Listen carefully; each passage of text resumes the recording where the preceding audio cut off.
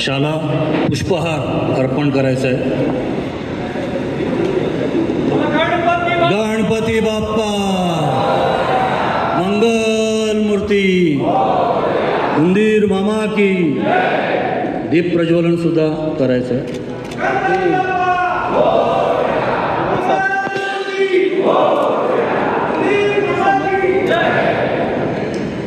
साळगावकर सरांनी विनंती करतो, लोकमान्य टिळक यांना त्याने पुष्पहार. मधु चव्हाणजी. ज्याने गणेशोत्सव, सार्वजनिक गणेशोत्सव कल्पना अंमलात आणली, सुरू केली, अशा लोकमान्य टिळकांना सुद्धा पुष्पहार अर्पण करायचं आहे. जितेंद्र राऊतजी, हितेशजी, सरनोबतजी, शलाकाताई.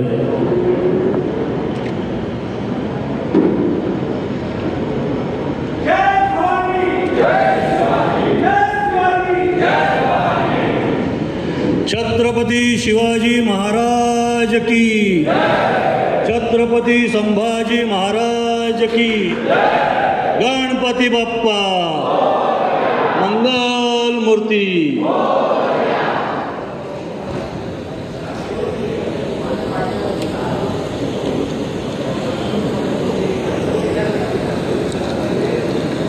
आज आपण अखिल सार्वजनिक गणेशोत्सव महासंघ, श्री गणेश मूर्तिकार कामगार संघटना महाराष्ट्र राज्य, अखिल सार्वजनिक उत्सव समिती महाराष्ट्र आणि सार्वजनिक उत्सव समिती मुंबई यांच्या संयुक्त विद्यमाने श्री गणेश सार्वजनिक उत्सव मंडळं आणि गणेश भक्तांचं आज आपण मेळावा इथे आयोजित केलेला आहे.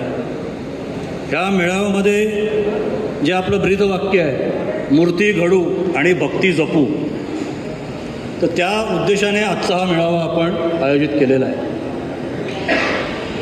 ह्या गणेशोत्सवापूर्वी आपल्यावरती जे काही संकट कोर्टाच्या रूपाने आलं होतं, तर ते संकट कसं दूर झालं आहे आणि त्याच्याबद्दलचं म्हणजे हे जो आपला बॅनर आहे तो बोलका आहे की माननीय कोर्टाने आपल्याला POPच्या मूर्ती बनवण्याकरता आणि विकण्याकरता मान्यता दिली. हा आपल्याला एक दिलासा मिळालेला आहे. हा दिलासा आपल्याला मिळालेला असतानाच आपल्याकडे एक जबाबदारीसुद्धा आली. हा गणेशोत्सव पार पडताना, हा गणेशोत्सव आनंदाने आणि उत्साहाने पार करत असताना न्यायालयाने आपल्याला जे काही सुविधा उपलब्ध करून दिल्या, दिलासा दिला आहे, तर यामध्ये शासनाची जी जबाबदारी आहे तशी मंडळांची सुद्धा जबाबदारी आहे. त्यामुळे आपल्याला जबाबदारीने हा उत्सव साजरा करायचा आहे. आणखी आभार आपण एवढ्याकरताच म्हटलेलं आहे की हा जो काही लढा होता, हा जो लढा हा महाराष्ट्र शासनाच्या वतीने माननीय देवेंद्रजी फडणवीस साहेबांच्या मार्गदर्शनाखाली माननीय आशिषजी शेलारांनी आपल्या वतीने लढला आहे असं म्हटलं तर वावगं ठरणार नाही. त्यांनी वेळोवेळी या विषयातल्या तज्ज्ञ लोकांशी, मूर्तिकारांशी चर्चा मसलत केली. या सगळ्यांशी चर्चा करून शास्त्रज्ञ असतील, यात रिट पिटिशनर असतील, मला इथे उल्लेख करावासा वाटतो की इथे मूर्तिकार विजय बोलिन्स्करसुद्धा उपस्थित आहेत आणि ते सुद्धा कोर्टामध्ये त्यांची एक पिटिशन आहे. तर अशा सगळ्यांशी चर्चा करून, शास्त्रज्ञ चर्चा करून एक चांगली कोर्टात वकिलांची फौज उभी केली. आणखीन हा जो कोर्टाकडनं निकाल आपल्याला मिळाला आहे, दिलासा मिळाला आहे, याच्यात माननीय आशिषजींची भूमिका ही अग्रेसर होती. त्यांनी स्वतः ह्या गोष्टीत जातीने लक्ष घालून हा लढा लढलेला आहे. त्यामुळे आभार त्यांचेसुद्धा आहेत. त्याकरता हा एक मेळावा आहे. आपल्या सगळ्यांना हे ज्ञात आहे की महाराष्ट्र शासनाला कोर्टाने एक SOP पण सुद्धा द्यायला सांगितलेले. ही SOP देत असताना ही SOP काय असायला पाहिजे, काय असणार आहे, याचं मार्गदर्शन माननीय आशिषजी करणार आहेत आपल्याला. तर त्यामुळे आशिषजी येणार आहेत, त्यात आशिषजींचे विचार आपण ऐकणार आहोत. तर त्यासाठी आपण सर्वच उत्सुक आहोत. तर हा मेळावा त्या दृष्टीने महत्त्वाचा आहे. मी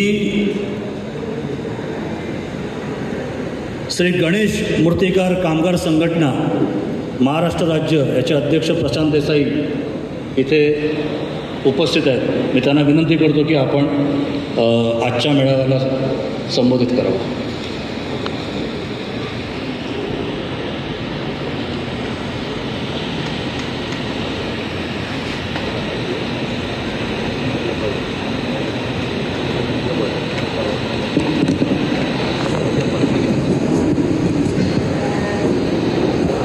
जय गणेश सर्वांना. बोला लालबागच्या राजाचा, परळच्या राजाचा. धन्यवाद. आपण आज इथे उपस्थित झालात. सर्वप्रथम मंचावर उपस्थित असलेल्या सर्व मान्यवरांचे मी आभार मानतो की त्यांनी आम्हाला ही इथे आभार मानायची संधी दिली. त्याबद्दल सर्वप्रथम जितू राऊत साहेबांचं मी आभार मानतो की त्यांनी आम्हाला हा एक छोटासा चान्स दिला. आम्ही खूप व्यथित होतो. वर्षोनवर्षे एकच विषय चालू होता की POP बंदी, POP बंदी, POP बंदी. महाराष्ट्रातल्या जवळजवळ 200 ते 250 आमदारांकडे आमचे महाराष्ट्रातील सर्व मूर्तिकार जाऊन आले होते. त्यांना निवेदनं देऊन आले होते. पण मला सांगताना खूप आनंद होतो आहे की महाराष्ट्रात एकच बाप होता की ज्या बापाने आमचं नाव आणि त्यांचं नाव आम्हाला लावायला दिलं आणि आमच्या पाठीशी खंबीर उभा राहिला. ते म्हणजे आमचे लाडके राज्यमंत्री श्रीयुत आशिष शेलार साहेब. कोणाची तमा न बांधता ते आमच्या पाठीशी उभे राहिले. सतत आम्ही त्यांच्या भेटीसाठी आतुर असायचो. जितू राऊतांना आम्ही सतवायचो की साहेबांची भेट पाहिजे. जितू राऊत म्हणायचे तुम्ही काय काळजी करू नका, साहेबांचं काम करतायत, तुम्ही तुमचं काम करा. संपूर्ण महाराष्ट्रातला लढा मला सांगायला आज इथे आनंद होतो आहे की बरेच वर्षापासून चालू आहे. मग त्यामध्ये हितेश जाधवजी असतील, प्रवीण बावधनकरजी असतील, हमरापूरचे कुणाल पाटील, अभय म्हात्रे, असे असंख्य कार्यकर्ते आमचे होते की ते वर्षानुवर्षे ह्या विषयावर झगडत होते. काही ठिकाणी आम्हाला अपयश येत होतं. परंतु ज्या दिवशी आपल्या विसर्जनासाठी ज्या मूर्त्या अडवल्या गेल्या त्यानंतरचा जो संघर्ष ह्याच शिरोडकर हायस्कूलमधनं सुरुवात झाली आणि विसर्जनाच्या वेळी लाखो लोकांनी तिथे आपली उपस्थिती दाखवली. त्यांनी दाखवून दिलं की हिंदू सणांच्या बाबतीत जो कोणी आमच्या आडवा येईल त्याच्यासमोर छातीत ठोकपणे आम्ही उभे राहू. त्यावेळीसुद्धा आशिष शेलार साहेबांनी आम्हाला पाठबळ दिलं. आमच्या कुठच्याही कार्यकर्त्यांवर केसेस होऊ दिल्या नाहीत आणि सेफली तो विषय त्यांनी बाजूला केला. त्यांनी मंडळांसाठी सुखसुविधा उपलब्ध करून दिल्या होत्या, पॉइंट्स तयार करून दिले होते. त्यांनी आम्हालाही समजावलं की तुम्ही थोडं संयमाने घ्या, कारण गणपती विसर्जन हा सुद्धा माझ्या जिव्हाळ्याचा विषय आहे. परंतु आपण कायद्याच्या कचाट्यात अडकलेलो आहोत. आपण ह्याच्यावर नक्कीच मार्ग काढू. आणि त्या पद्धतीने त्यांनी प्रत्येक दिवशी आम्हाला मार्गदर्शन केलं आणि ह्या पदापर्यंत आम्हाला इथे आणून ठेवलं. त्या विजयाचं श्रेय पहिलं जातं ते आशिष शेलार साहेबांना, त्यानंतर जितू राऊत साहेबांना आणि त्यानंतर आमच्या संपूर्ण महाराष्ट्रातील मूर्तिकार बांधवांना आणि उत्सव समितीला, हितेश जाधवांना, सगळ्यांनी मिळून एकत्रित होऊन हा जो विषय मांडला आहे आणि आमची जी एकता आम्ही ठेवली तशीच एकता मंडळांनी सुद्धा आत्ता ठेवणं गरजेचं आहे. आत्ता जो विषय झाला आहे, मूर्तिकार ह्या POPच्या बंधनातनं मुक्त झालेला आहे. परंतु अशी वावटळं येत आहेत की मूर्तिकार तर सुटले पण मंडळं तशीच आहेत, विसर्जन करायला देणार आहेत की नाही देणार आहेत. अहो, मी तुम्हाला 200% सांगतो की हा सुद्धा विषय आशिष शेलार साहेब असा सोडवतील. आम्हाला 200% खात्री आहे.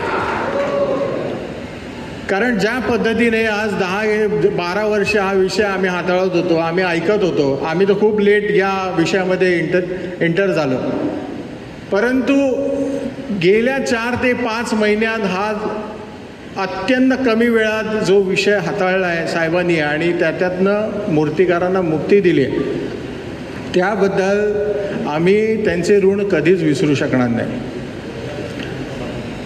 आणि असंख्य मंडळांना मी हेही आवाहन करीन की तुम्ही चिंता करू नका, सरकारने आपल्याला मूर्ती बनवायची परवानगी दिलेली आहे आणि त्याच्या विसर्जनाचा सुद्धा जो कार्यभाग राहिलेला आहे तो सुद्धा आपण एकत्र रीतीने सोडवू. आपल्या पाठीशी आशिष शेलार साहेब आहेत. आणि हा जो सगळा आम्ही खटाटोप केला होता त्याच्या मागे आमचे साहेब होते, पण त्याचं छोटंसं श्रेय आमच्या गुरुवर्यांना पण देण्याचा मी प्रयत्न करीन. स्वर्गीयवासी विजय खातू सर आणि असंख्य मूर्तिकार की ज्यांनी आजपर्यंत POPच्या अनंत मूर्त्या घडवल्या, गजानन तोंडवळकर साहेब ह्यांना हे मी समर्पित करतो की मूर्तिकारांच्या वतीने संपूर्ण महाराष्ट्राचा हा जो विजय आहे तो शेलार साहेबांच्या मार्गदर्शनाखाली आम्ही सोडवलेला आहे आणि तो तुम्हाला आम्ही समर्पित करीत आहोत. आणि यापुढचा जो विषय आहे विसर्जनाचा तो नक्की 200% सुटेल ही माझी पूर्ण खात्री आहे. जय हिंद, जय महाराष्ट्र. धन्यवाद प्रशांत देसाईजी. मी पुढील सगळ्या वक्त्यांना विनंती करतो की आशिषजी एक 10 मिनिटात पोचणार आहेत. आपापली वक्तव्य आपण महत्त्वाची वक्तव्य 2 ते 3 मिनिटात सादर करावीत. मी अखिल सार्वजनिक उत्सव समिती महाराष्ट्राचे अध्यक्ष माननीय हितेशजी जाधव यांना विनंती करतो की आपण या मेळाव्याला संबोधित करावं.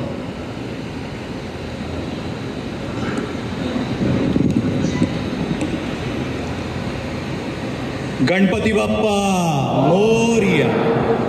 महाराष्ट्राचा आराध्य दैवत छत्रपती शिवाजी महाराज, गणेशोत्सवाचे सरसंस्थापक लोकमान्य टिळक, मंचावर उपस्थित सर्व वरिष्ठ नेते, महासंघाचे साळगावकर साहेब, तसेच आमचे आमदार साहेब जितेंद्र राऊत सर, प्रशांत देसाई, सुरेश सरनोबत सर, सुहास आडिवरेकर आणि समोर उपस्थित माझा उत्सवप्रेमी गणेशोत्सव मंडळ व मूर्तिकार. उत्सव म्हटला की सगळ्यात पहिलं उत्सवप्रेमी म्हणून आम्ही खरंच ज्यांचं करावं तेवढं कौतुक कमी आहे ते म्हणजे आमचे सन्माननीय लाडके आशिष शेलार साहेब.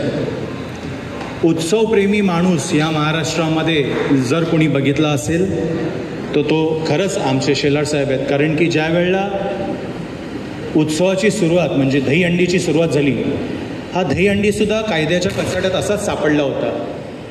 आणि त्यावेळची जी दहीहंडीची समिती आहे ह्याच्या मागेही साहेब तेवढ्याच सक्षमपणे उभे होते जेवढे आता ते मूर्तिकारांच्या आणि गणेशोत्सवाच्या बाबतीत उभे आहेत. आणि तो लढा जवळजवळ 4 वर्ष चालला. तो उच्च न्यायालयात चालला, तिथून तो सुप्रीमला गेला, सुप्रीमवरनं तो परत उच्च न्यायालयात आला आणि तो जो कायद्याच्या कचाड्यात सापडलेला जो दहीहंडीचा उत्सव होता त्याचे शिल्पकारच मुळात आशिष शेलार साहेब आहेत. त्यावेळेला शेलार साहेब स्वतः कोर्टामध्ये हजर राहिले आणि त्यांनी त्याच वेळेला कोर्टामध्ये 1-2 तासामध्ये त्या गणेशोत्सव दहीहंडीवरची SOP त्यांनी कोर्टामध्ये बनवली. आणि त्यावेळेचे पण तत्कालीन मुख्यमंत्री सन्माननीय देवेंद्रजी फडणवीसच होते. त्यांनी शेलार साहेबांना सांगितलं की हा जो काही दहीहंडीचा विषय आहे आणि साहेबांनी तो सहज 2 तासामध्ये त्याची एक SOP त्यांनी बनवली की बाबा ह्या खेळाला एक साहसी खेळाचा दर्जा म्हणून आपण बघू. 12 वर्षाखालचा गोविंदा वरती चढू शकत नाही, चढल्यावर त्यांनी तो हार्नेस लावावा, खाली माटी असंख्य असे SOP बनवून तो जो गोविंदा आहे तो परत एकदा ह्या महाराष्ट्रामध्ये त्याची सुरुवात झाली. मग विषय आला गणेशोत्सवाचा. महाराष्ट्रामध्ये असे बरेच लोक रिकामे बसलेत की ज्यांना याचिका टाकायची खूप घाणेरडी सवय आहे. म्हणजे त्यांच्याकडे तेवढा वेळ असतो की कोण त्यांना वेगळ्या पद्धतीने फंडिंग करतं प्रत्येक वेळेला आमच्या उत्सवावर काही ना काहीतरी गदा आणायची. मग असे असंख्य गोष्टी आहेत. आवाज फाउंडेशनची एक याचिका होती ज्याच्यामुळे DJ हद्दपार झाला. मग बेडेकर म्हणून आपलाच मराठी माणूस आहे, त्याने गणेश उत्सव रस्त्यावर होऊ नये याच्यासाठी याचिका टाकली. त्यावेळेलाही शेलार साहेब उभे राहिले मंडळांच्या मागे. विषय नंतर आत्ता कोणतरी असाच रिकामा होता, त्यांनी एक नवीन याचिका टाकली की CPCBच्या गाईडलाईन फॉलो कराव्या आणि त्या वादाच्या भोवऱ्यामध्ये हा गणेशोत्सव परत एकदा अडकला. आणि त्यावेळेला सरकारही म्हणजे सरकारला एवढा अंदाजा नव्हता की ह्या गोष्टी एवढ्या पटकन येतील. आणि नेमका माघ महिन्यातले गणपती चालू होते आणि 30 जानेवारी रोजी एक उच्च न्यायालयाची इंटरिम ऑर्डर आली की मूर्त्या बनवणं, विक्री करणं आणि विसर्जन करणं याच्यावर बंधनं आली. माघ महिन्यातले गणपती मंडळांनी घेतलेले होते, ते मंडपात जाऊन त्यांचं विराजमान झालेलं. दुसऱ्या दिवशी त्यांची स्थापना पूजा होणार होती आणि कोर्टाची इंटरिम ऑर्डर आली. आणि मग एक वेगळा प्रवास सुरू झाला, एक संघर्ष सुरू झाला सरकारमध्ये, मूर्तिकारांमध्ये, मंडळांमध्ये. पण त्यावेळेला शेलार साहेबांनी सक्षमपणे भूमिका मांडली की काही झालं तरी आमचं सरकार हे मूर्तिकारांच्या आणि गणेशोत्सवाच्या बाजूने ठामपणे उभे राहील. हा विषय न्यायालयीन आहे, तो न्यायालयात जाऊनच लढवायला, कोर्टात जाऊन तो सोडवायला लागेल. तर तुम्ही कृपया प्रत्येकाने त्याच्यावर संयम ठेवा. सरकार नक्कीच ह्याच्यावर काही ना काहीतरी मार्ग काढेल. आणि 11 मार्च रोजी मूर्तिकारामध्ये एक मोठं संमेलन ह्याच नरे पार्कात झालं आणि त्या मेळाव्याला शेलार साहेबांनी मार्गदर्शन केलं आणि त्यांनी त्यावेळेलाही तीच भूमिका मांडली की सरकार तुमच्या बाजूने आहे, सरकार मूर्तिकारांच्या बाजूने आहे, सरकार गणेशोत्सव मंडळाच्या बाजूने आहे, सरकार गणेश भक्तांच्या बाजूने आहे. आणि आज मुंबईतला, महाराष्ट्रातला गणेशोत्सव हा प्रत्येक लोकप्रतिनिधीला माहिती आहे की तो कशा पद्धतीने आज तो संपूर्ण विश्वातला 2 नंबरचा उत्सव आपण मानतो. आणि त्या उत्सवाचं गांभीर्य आपल्या ह्या सरकारला होतं आणि सरकार ताकदीने उभं राहिलं. त्यासाठी लागणारी यंत्रणं, लागणारी वकिलांची फौज, लागणारे सरकारी कागदपत्र याची संपूर्ण पूर्तता शेलार साहेबांनी केली. शेलार साहेबांनी CPCBची मीटिंग झाली, मंडळाच्या बैठकीला, विधिमंडळाच्या बैठकीला शेलार साहेबांनी POP हा मुद्दा लावून धरला. आणि माझं नक्कीच मला एक वाक्य आठवतं कि साहेबांच्या बाबतीत मी बोलू इच्छितो की एक बार अगर मैंने कमिटमेंट कर ली तो मैं किसी की नहीं सुनता. आणि त्या प्रत्यक्षपणे ते खरे उतरले या वाक्यावर. आणि त्यांनी हा जो काय कायद्याच्या कचाट्यात सापडलेला गणेशोत्सव आहे याच्यासाठी त्यांनी खूप मेहनत घेतली. जो काही सरकारला एक शपथपत्र दाखल करायचं होतं कोर्टामध्ये तेही सरकारने केलं. त्यामुळे 30 तारखेला जी इंटरिम ऑर्डर आलेली त्याच्यावर स्थगिती आली आणि कोर्टाने POP मूर्त्या बनवणं आणि विक्री करणं ह्यातला स्थगिती दिली. आत्ता काय झालं आहे, आत्ता लोकांना हा चर्चेचा विषय झाला आहे. सरकार 100% उत्सवाच्या आणि मूर्तिकारांच्या पाठीशी उभे आहेत. पण काही लोक असं उगाचच चर्चा करतात, अरे आमच्या मूर्त्या मग पुढे काय होणार, मग आम्ही मूर्त्या घेतलं तर. हा जो काही भ्रम सध्या मुंबई महाराष्ट्रामध्ये जो चालला आहे, मी आज या मंचावर सांगू इच्छितो की ज्या पद्धतीने हा लढा आपण लढला आहोत याच्याही पुढे 30 तारखेला ज्यावेळेला हा विषय न्यायालयात सरकारला जो मसुदा तयार करून 21 दिवसामध्ये जो अहवाल सादर करायचा आहे याचं गांभीर्यसुद्धा सरकार म्हणून सरकारला आहे आणि सांस्कृतिक मंत्री शेलार साहेबांना याचं गांभीर्य आहे. तर मला नक्की खात्री आहे की येणाऱ्या 30 तारखेला सरकार अशी काही SOP सादर करेल की जेणेकरून हा जो काही विसर्जनाचा आणि एवढी परंपरा 130 वर्ष जुनी जी परंपरा आपली आहे ती त्याच पद्धतीने अविरतपणे चालू राहील अशी मी आशा व्यक्त करतो.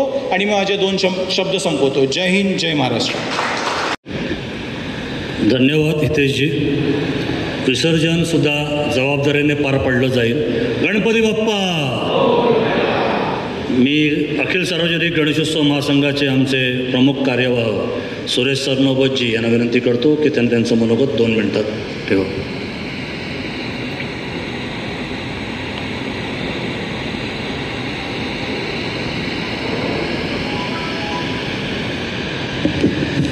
एकशे 30 वर्षापूर्वी ज्या लोकमान्य टिळकांनी माझघरातला गणपती रस्त्यावर आणला, ते लोकनेते लोकमान्य टिळक यांना अभिवादन करून आजच्या सभेला उपस्थित असलेल्या सर्व गणेश भक्त आणि मंचावर असलेले आमचे सर्व प्रतिष्ठित मंडळी, आपल्याला माहिती आहे की आपण लोकमान्य टिळकांनी 130 वर्षापूर्वी हा सार्वजनिक गणेशोत्सव चालू केला आणि स्वातंत्र्य मिळवण्यासाठी घरातला गणपती त्यांनी रस्त्यावर आणायला लावला. त्याला वेगळं कारण होतं. म्हणूनच आपल्या ह्या मुंबईतला हा जो सार्वजनिक गणेशोत्सव आहे त्याला एक वेगळं स्थैर्य प्राप्त झालेलं आहे, त्याला वेगळी प्रतिष्ठा आहे. आणि म्हणूनच हा मुंबईतला सार्वजनिक गणेशोत्सव पाहायला देशातूनच नव्हे तर परदेशातून पर्यटक येतात. आणि म्हणूनच हा उत्सव तेवढा महत्त्व आहे, तेवढा त्या गणपतीला आणि त्या मुंबईतल्या सार्वजनिक गणेशोत्सव मंडळांना तेवढं स्थान आहे. आज मुंबईत जवळजवळ 12,000 सार्वजनिक गणेशोत्सव मंडळं आहेत. मागे गणपतीला पर्यावरण खात्याचा निर्णय झाला की गणेशोत्सव मंडळांच्या मूर्त्या स्तोत्रात समुद्रात विसर्जन करायच्या नाहीत. आणि त्या दिवसापासून ह्या विषयाला एक वेगळी कलाटणी मिळाली. आपल्याला माहिती आहे की POPच्या संदर्भात मूर्तिकारांनी लढा दिला आणि POPच्या मूर्तिकारांना करायला दिल्या. आज मला वाटतं पेंट पनवेलमध्ये जवळजवळ 2 ते 2.5 लाखाच्या मूर्त्या याच्यात तयार आहेत. आणि त्या मूर्त्यांचं करायचं काय हा प्रश्न त्यांच्या पुढे निर्माण झाला. या महाराष्ट्रात 130 वर्षापासून हा सार्वजनिक गणेशोत्सव चालू असताना या मूर्तिकारांना एक वेगळं स्थान प्राप्त झालं आहे. आणि म्हणूनच ह्या पेंट पनवेलमधील 2 लाख 2.5 लाख ज्या मूर्ती तयार केल्या गेल्या त्यांचं करायचं काय. आणि म्हणूनच या मूर्तिकार संघटना एकत्र आल्या आणि त्यांनी लढा देऊन आपला विजय मिळवलेला आहे. परंतु कोर्टानं असं सांगितलं की तुम्ही मूर्ती बनवा, POPच्या मूर्ती बनवायला हरकत नाही, परंतु तुम्ही मात्र समुद्रात विसर्जन करायचं नाही. ज्या हिंदूंच्या भावना, ज्या गणपतीचे भक्त आहेत त्यांच्या भावना अशा आहेत की आपण मूर्ती बनवल्यानंतर ते स्तोत्रामध्येच विसर्जन झालं पाहिजे. त्या कृत्रिम तलावामध्ये विसर्जन करून चालणार नाहीत. आणि कृत्रिम तलाव एवढे मोठे जवळजवळ 20 फुटाचे 30 फुटाचे 15 फुटाचे महानगरपालिका तयार करू शकेल का, हाही मोठा प्रश्न निर्माण झालेला आहे. आणि अशा वेळेस आमच्या आशिषजी शेलार गेले अनेक वर्ष गणपतीचे भक्त आहेत. त्यांच्या मतदारसंघात त्यांनी अनेक वर्ष गणपती उत्सव साजरा करून लोकांना वेगवेगळे देखावे निर्माण करून हा गणपतीच्या उत्सवाच्या माध्यमातून देखावा निर्माण करून त्यांना दाखवण्याची प्रथा निर्माण केली. आणि म्हणूनच आशिष जे खरे गणेश भक्त आहेत त्यांच्या एका हा गणपती हा विषय डोक्यापासून गेली 30-40 वर्ष आहे. आणि त्या माध्यमातून काम करत असताना आशिषजींनी हा विषय सरकार पुढे चांगला मानला आणि म्हणूनच कोर्टात आमच्या मूर्तिकारांना न्याय मिळाला. अर्थात कोर्टाने त्यांना आम्हाला मूर्त्या तुम्ही बनवा पण विसर्जन करायचं कुठे, तर हा मोठा प्रश्न आहे. आणि म्हणूनच तो प्रश्न सोडवण्यासाठी कोर्टाने शासनाला SOP बनवायचे आदेश दिलेले आहेत. आणि ते आदेश देताना आम्हाला माहिती आहे की आम्ही आपलासुद्धा गणपती उत्सव साजरा करत असताना आमच्या मंडळांच्या जबाबदाऱ्या काय आहेत. आणि म्हणूनच आम्ही गेली 40 वर्ष अखिल सार्वजनिक गणेशोत्सव महासंघाच्या वतीनं प्रत्येक गणेशोत्सव मंडळाला जाऊन भेटी देतोय, त्यांना काउन्सिलिंग करतोय की आपला गणपती उत्सव हिंदूंचा गणपती उत्सव तो कसा असायला पाहिजे. आम्ही नेहमी सांगतो गेली 40 वर्षाचे गणपती उत्सवात काम करत होते आम्ही. गणपती उत्सव म्हणजे कार्यकर्त्यांची बालवाडी हे अनेक वर्ष आम्ही सांगतोय. परंतु गणेशोत्सवाचा मंडळाचा काय कार्यकर्ता काय करतो का ते माझ्या एरियाचा आमदार कोण आहे, मग त्यांनी पोलीस स्टेशनला फोन करायचा, माझा 10 वाजताच्या नंतर माझा स्पीकर चालू राहिला तरी चालेल. मग तो आमदार खासदार सांगतो की आपलीच मंडळ आहेत, आपलेच मंडळ आहेत, आपलेच कार्यकर्ते आहेत. परंतु कुठेतरी त्या नियमाला यायला पाहिजे. आणि म्हणूनच काही कोर्ट लोक गेले की आपण मंडळ काय करतोय, पोलीस स्टेशनला ज्यावेळेस आम्ही मिटिंग घेतो मुंबईतल्या, तेव्हा पोलीस स्टेशनवाले एवढे काही आखाडे ओढते, एवढे काही आमच्यावर ताशेरे ओढतात की ते आम्हाला सांगता येत नाही. या तुम्ही मला वाटतं भारू लोक मंडळी गणेशोत्सव मंडळाच्या मिटिंग अटेंड करत असतील. CP मिटिंग लावतात, आपल्या विभागात DCP लावतो, ACP लावतो. त्यावेळेस आम्हाला मंडळाबद्दल तक्रारी एवढ्या असतात, परंतु आम्ही त्याचं भीक घालत नाही. आम्ही त्यांना सांगतो हे असं होणार नाही, आम्ही जबाबदारी घेऊ. माझ्या गणपती उत्सवाचा मंडळाचा कार्यकर्ता भक्तहीन आहे, त्याच्याकडून हे असं घडणार नाही. आणि म्हणूनच आपण सुद्धा जबाबदारी ओळखून सार्वजनिक गणेशोत्सव मंडळांनी आपली जबाबदारी ओळखायला पाहिजे. आपल्या मिरवणुका व्यवस्थित निघायला पाहिजेत, आपले विसर्जन चांगलं व्हायला पाहिजे, आपली आरती 1:30च्या आत व्हायला पाहिजे. होते का कधी? आपण 2 वाजेपर्यंत 3 वाजेपर्यंत आपलं गणपती नेतोय, 4 वाजता आरती, रात्री 12 वाजता पण आरती. हे असं करू नका. आणि म्हणूनच हे लोक काय ज्या हिंदूंच्या विरोधात लोक आहेत ते कोर्टात जातात आणि उरतात. इतर धर्मियांचे बघा, इतर धर्मियांचे उत्सव कसे असतात आणि आपले उत्सव कसे असतात. आजचा विषय नाही आहे, परंतु तुम्ही गणेशोत्सव मंडळांचे कार्यकर्ते आहेत म्हणून मला मनात मनोत मी बाहेर काढतोय. कारण मी गेली 40 वर्ष या गणेशोत्सव मंडळाचं काम करतोय, काउन्सिलिंग करतोय.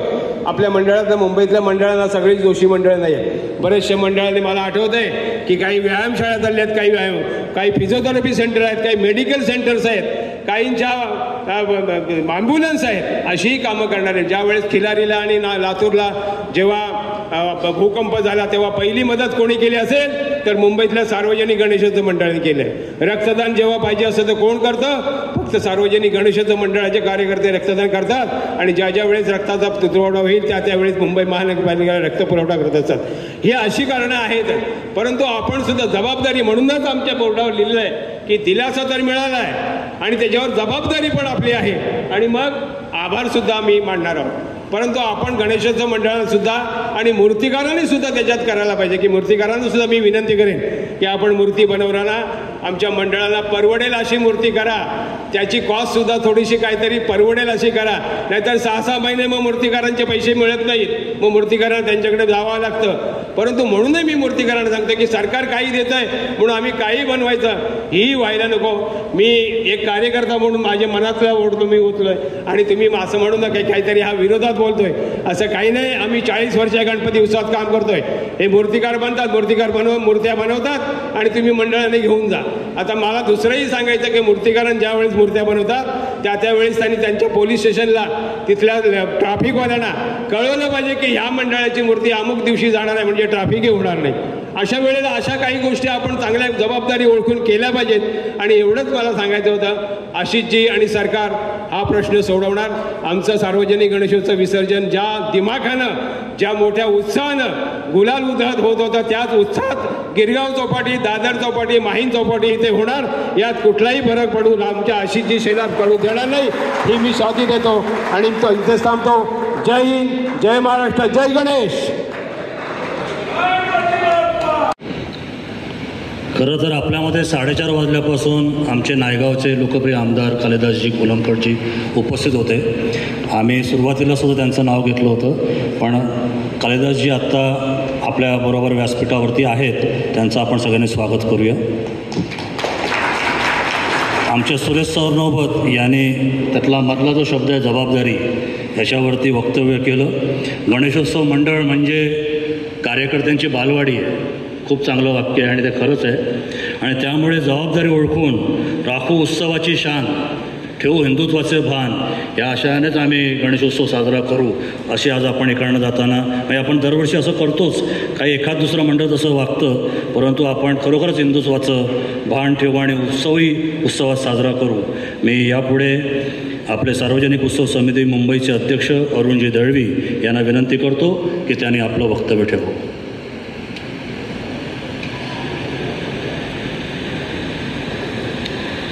बोला गणपती बाप्पा. आज या ठिकाणी अखिल सार्वजनिक गणेशोत्सव मंडळ महासंघ, श्री गणेश मूर्तिकार संघटना महाराष्ट्र या ठिकाणी जाहीर मेळावा आपण घेतलेला आहे.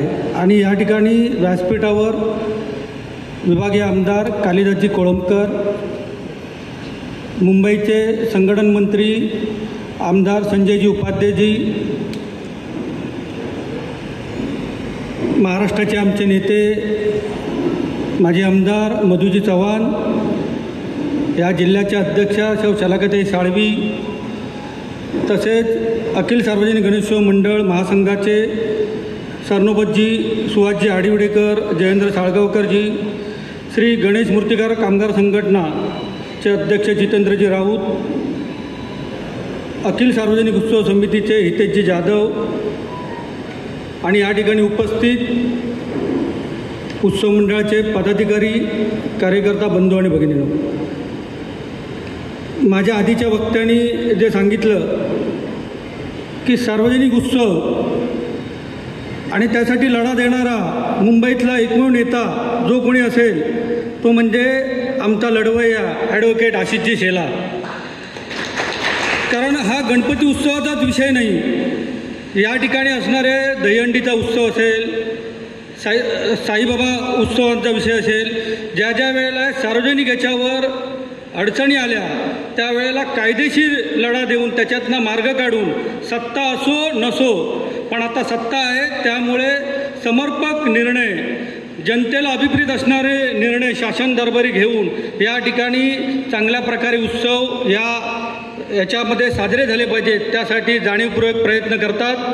मी या ठिकाणी जास्त वेळ न घेता माझ्या मागे वक्ते बोलणारे आहेत, या ठिकाणी माझे वक्तव्य संपवतो. जय हिंद, जय महाराष्ट्र, जय गणेश. धन्यवाद. धन्यवाद अरुणजी. मी श्री गणेश मूर्तिकार कामगार संघटना महाराष्ट्रचे प्रमुख सल्लागार श्री जितेंद्र राऊतजी यांना विनंती करतो की त्यांनी आजच्या मेळाव्याला मार्गदर्शन करावं.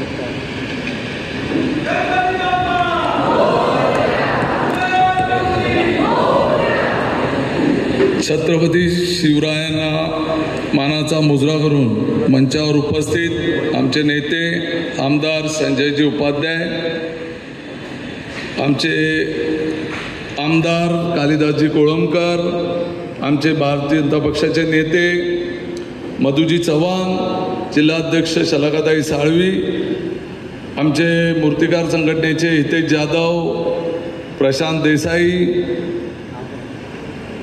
आमचे दुसरे जिल्हाध्यक्ष नीरज उबारे आणि काही मान्यवर पहिल्या रांगेत जे आमचे बसलेले आहेत, गणेश उत्सव मंडळ आणि मूर्तिकार संघटना आणि जमलेल्या माझ्या बंधू आणि भगिनींनो,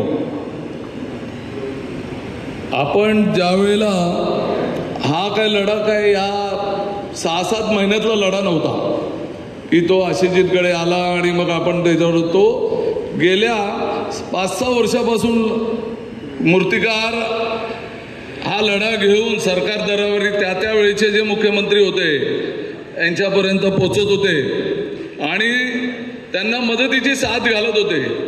पण आज करतो उद्या करतो आणि ती वेळ मारून नेत होती.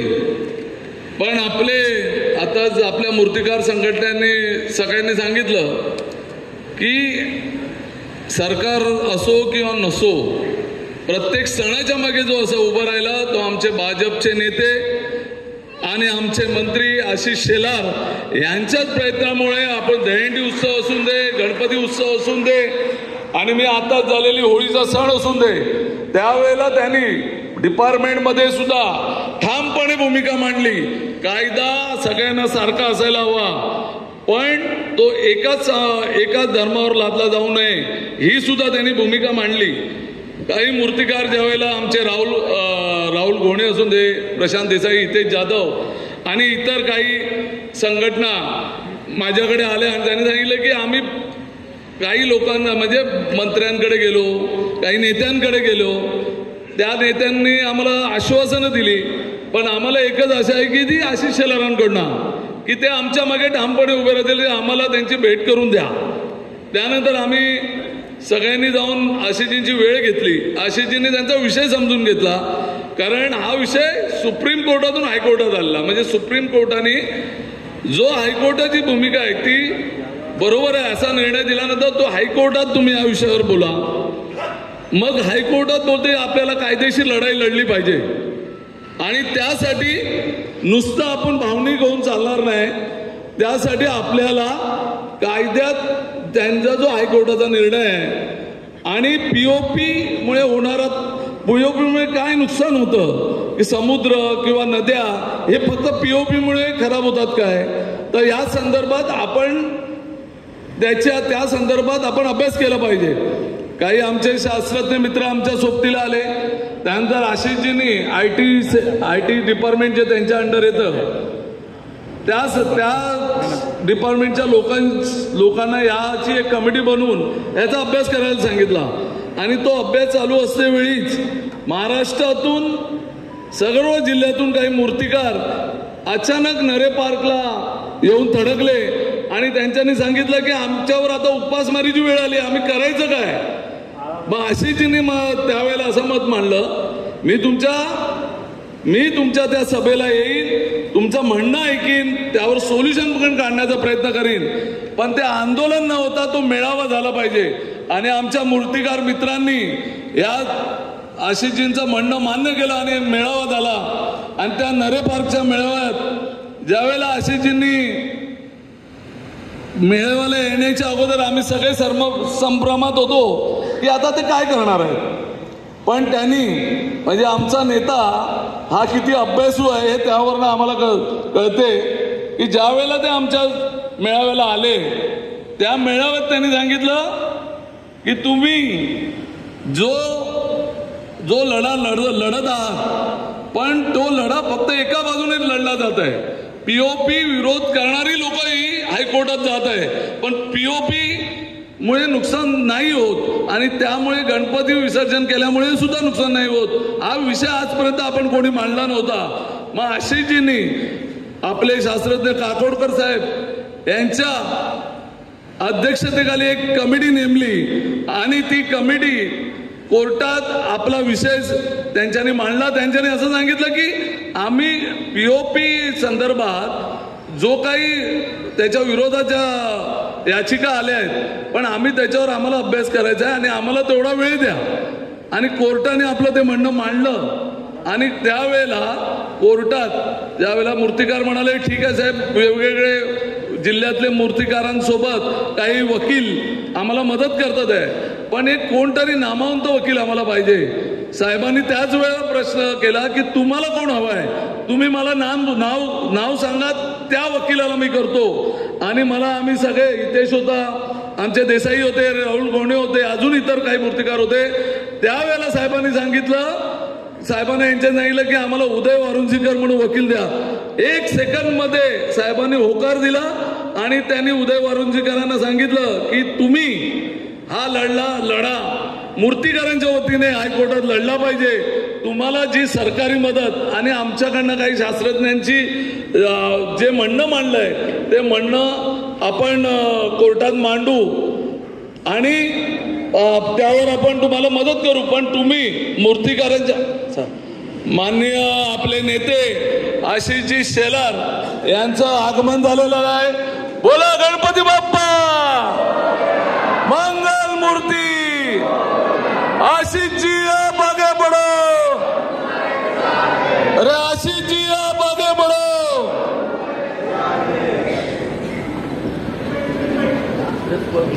तर तेव्हा वारुंजीकरांनी आशिषजींनी ज्यावेळेला विनंती केल्यानंतर वारुंजीकरांनी आम्हाला आमच्या काही कार्यकर्त्यांना दुसऱ्याशी बोलवलं आणि त्यावेळेला आशिषजींनी अजून एक निर्णय घेतला की आमचे गरीब मूर्तिकार आहे, सध्या बेरोजगार आहेत, मूर्त्या बनवायचं अजून सुरूही नाही झालं तर त्या वकिलांची फीस कोण देणार. आणि मग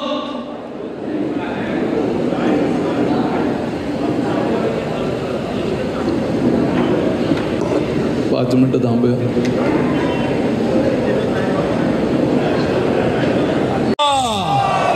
मंगल मूर्ती. आपले नेते माननीय आमदार आशिषजी शेलार, माननीय मंत्री महोदय यांचं आगमन झालेलं आहे. आपण सगळ्यांनी जायचं टाळ्याच्या कडकडाट सादर करू.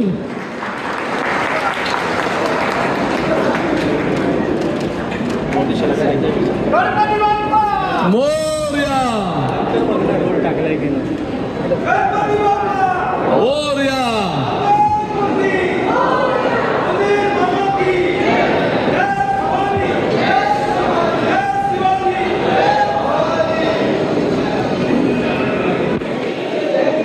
तर अशा पद्धतीने आपण ज्यावेळेला साहेबांनी वकील दिले आणि त्यांनी हायकोर्टात आपला लढा चालू ठेवला, त्याच वेळेला सायबर लेडीजली माझ्याकडे काही मूर्तिकार येऊन जायचे की काय होणार, तारीख आली आहे, 9 तारीख दिलेली आहे, आपण काय करतोय. पण काही गोष्टी सगळीकडे आम्हाला सांगायच्या नव्हत्या. पण त्यावेळेला साहेबांचं IT डिपार्टमेंट काही मूर्तिकार यांच्याशी संवाद साधून ज्या काही गोष्टी आपल्याला कोर्टात सादर करायच्या होत्या त्या आपण सादर करत होतो. आणि त्यानंतर 9 तारखेला मला वाटतं 8 तारखेला सगळ्यांचे परत फोन यायला लागले की आता कोर्टात 9 तारीख आहे, आता काय होणार. पण मी त्यांना एवढंच सांगितलं, आशिषजींचा एक शब्द आहे, श्रद्धा आणि सबुरी. आपण सबुरी, श्रद्धा तर ठेवलीच आहे, आता सबुरी ठेवा, आपल्या बाजूनीच निर्णय लागेल. आणि मला वाटतं 9 तारखेला सकाळी मूर्तिकारांचा फोन आला आणि त्यांनी सांगितलं की कोर्टाने आपल्या POP मूर्त्यांवरची स्थगिती उठवलेली आहे आणि जो जलस्रोत जो आहे त्यामध्ये विसर्जन करण्याचा विषय आज सरकारने त्यांचं नियोजन करावं आणि ते नियोजन त्यांनी सरकारवर ढकललं आणि पुढच्या तारखेला त्या विषयावर पण निर्णय कोर्ट घेणार आहे. तर मी एवढंच सांगू इच्छितो की हे मूर्तिकार कित्येक वर्ष भांडत होते, किती नेत्यांकडे जात होते, मी नाव नाही घेणार कोणाची, किती आमदारांकडे जात होते. पण ज्या दिवशी 9 तारखेला निर्णय झाला आणि त्याचं श्रेय मान्य आपले मंत्री आशिष शेलार यांना मिळतंय हे दिसलं, त्यावेळेला कोकलायला सुरुवात झाली. मी श्रेयवादाची लढाई करत नाही, पण जो माणूस पोत तिडकीने मुंबईकरांसाठी असून दे, मूर्तिकारांसाठी असून दे, दहीहंडी उत्सव मंडळांसाठी असून दे, आपली वेळ आपली ताकद पणाला लावतो, सरकार आपल्या सोबत देतो. तुम्हाला माहिती आहे का, सरकारमध्ये असते वेळी कोर्टात तुमची बाजू मांडणं त्या यात किती मुश्किल काम होतं. तरी सुद्धा साहेब मूर्तिकारांच्या बाजूने उभे राहिले. आपले महाराष्ट्राचे मुख्यमंत्री माननीय देवेंद्रजी यांच्याशी हा विषय डिस्कशन केला आणि देवेंद्रजीने आशिषजींना सांगितलं की तुम्ही हा लढा लढा आणि त्यात आपल्याला यश मिळालंय. मी त्या नेत्यांबद्दल जे बोलतो, माझे आपल्या इकडे आता काही पत्रकार मित्र उभे, ज्यावेळेला आम्ही हा लढा कोर्टात लढत होतो त्यावेळी काही नेते ब्रँड म्हणून, हा कोणाचा ब्रँड, तो कोणाचा ब्रँड हा कोणाचा नसतो, ब्रँड हा काम करणाऱ्या माणसाचा असतो आणि काम करणाऱ्या माणसाचाच ब्रँड निर्माण होतो, कोणाच्या नावाने ब्रँड निर्माण होत नाही. त्यामुळे मी तुम्हाला एकच गोष्ट सांगू इच्छितो, या देशात कामाच्या जोरावर जे काही ब्रँड निर्माण झालाय तो आमचे प्रधानमंत्री नरेंद्र मोदी यांचा ब्रँड या देशात आहे. महाराष्ट्रात जो ब्रँड तयार झालेला आहे आमच्या देवाभाऊंचा ब्रँड आहे आणि मुंबईचा फक्त एकच ब्रँड आहे, तो आशिष शेलार आहे. याच्यावर कोण नाही, जो लोकांच्या समस्या जाणतो, लोकांच्या समस्यांचं निवारण करतो, असाच आपला नेता आहे आणि तोच या मुंबईचा ब्रँड आहे. एवढंच बोलून मी माझं भाषण संपवतो. जय हिंद, जय महाराष्ट्र.